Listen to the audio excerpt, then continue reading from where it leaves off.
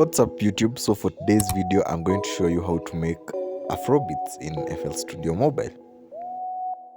I'll begin with chords.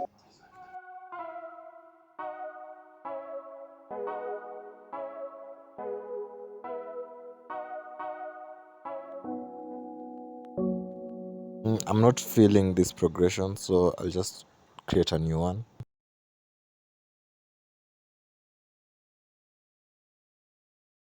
I just copied the progression over and then I'm going to change its rhythm.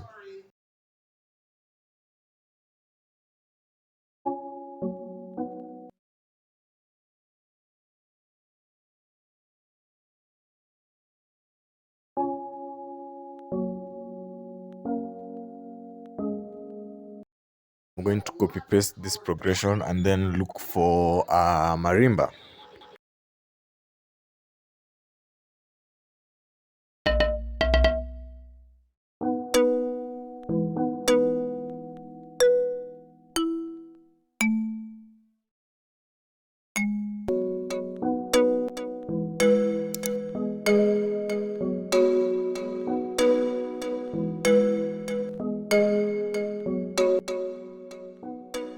I think I'm going to add a flute.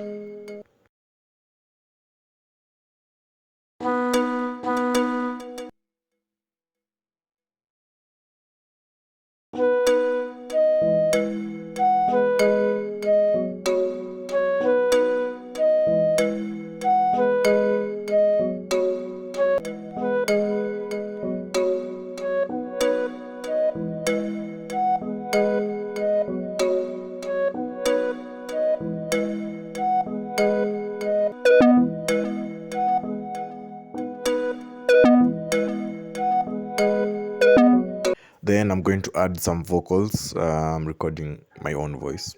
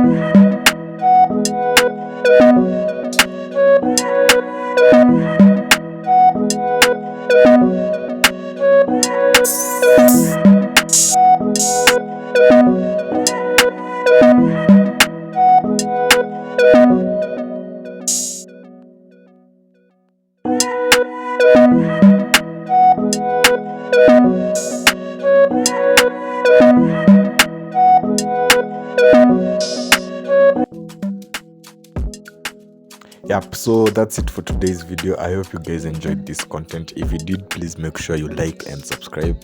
Thank you.